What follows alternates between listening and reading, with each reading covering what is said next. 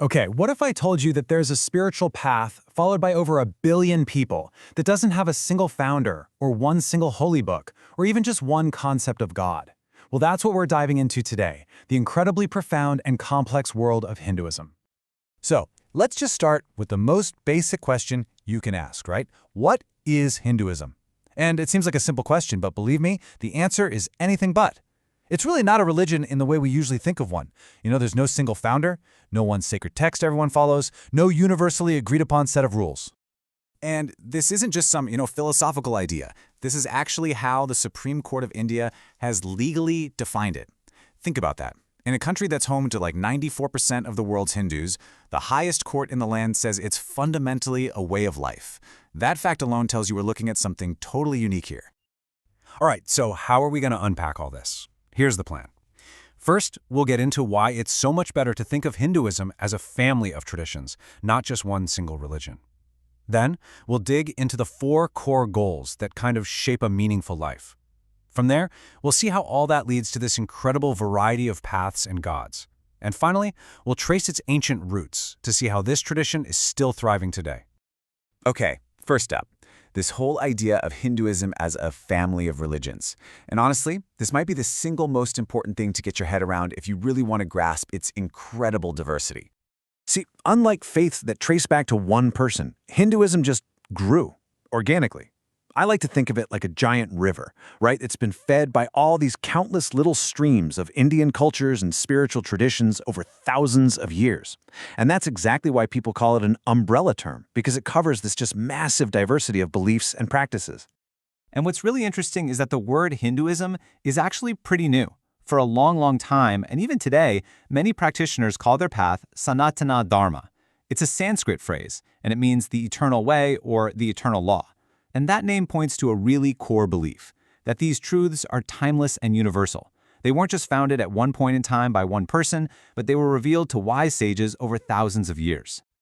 Okay, so if it's that diverse, you might be wondering, what holds it all together? What's the common thread? Well, a huge part of the answer is a shared philosophical framework, the 4 main goals of life. In Sanskrit, they're called the Purusharthas.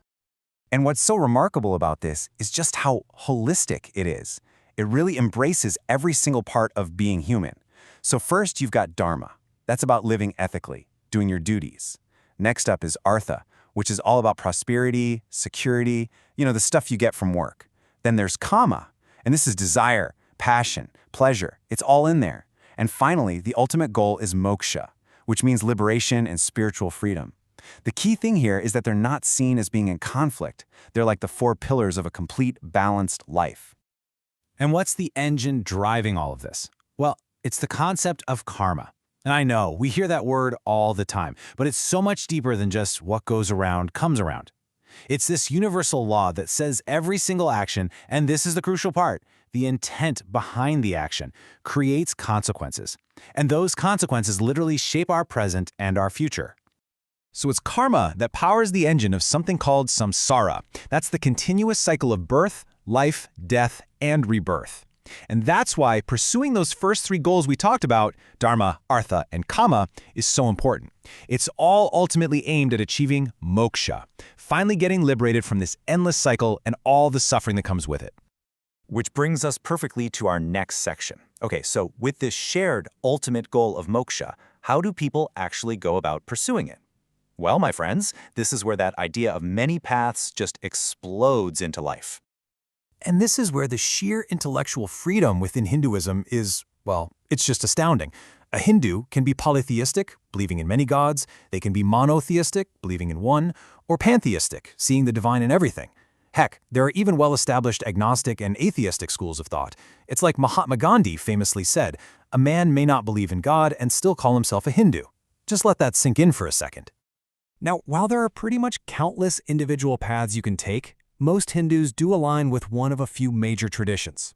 The biggest ones are Vaishnavism, which focuses on the god Vishnu, Shaivism, which is centered on the god Shiva, and Shaktism, which is all about the worship of the Divine Mother, Devi. So let's break that down a little. Vaishnavism is all about a very personal, loving devotion, it's called bhakti, to Vishnu and his avatars on earth, like Krishna and Rama. Shaivism, on the other hand, often takes a more ascetic path, using things like yoga and meditation to realize the divine that's already within you. Shaktism celebrates the creative power of the entire universe by worshiping the goddess. And then you have the Smartism tradition, which basically sees all these major gods and goddesses as just different faces of one single ultimate reality. All right, finally, let's get into the incredible history here and talk about how this ancient tradition is still so very much alive and kicking today. You know, people often call Hinduism the world's oldest living religion, and for good reason. Its roots could stretch back more than 4,000 years, all the way to the Indus Valley civilization. From there, we get the Vedic period, which gave us the most ancient scriptures, the Vedas. Then that evolved into what's called the Hindu synthesis. This is the time of the great epics like the Mahabharata. And all of that led into the golden age of classical Hinduism. And fast forward to today, this ancient tradition is absolutely a vibrant, living faith. You see it practiced through daily worship or puja at home shrines and in temples. You see it celebrated in these brilliant, colorful festivals like Diwali and Holi. It's expressed in pilgrimages to sacred sites, in the global practice of yoga that so many of us know, and of course, in the rites of passage that mark all the big milestones in life. So when you add it all up, this incredible family of traditions is the spiritual path for, get this, about 1.2 billion people. That makes it the world's third largest religion. That's a huge number of people. So let's just bring it all home. What's the big takeaway? Hinduism isn't one single rigid religion, not at all. It's this vast, diverse family of spiritual traditions. It's a way of life, and it's all united by these core shared concepts, like dharma, living the right way, and that ultimate goal of moksha, or liberation. And that leaves us with one final, and I think really fascinating thought to chew on. For a tradition that's literally called the eternal way, one with roots that stretch back for millennia, how on earth does it continue to evolve and thrive in our crazy, fast-changing modern world?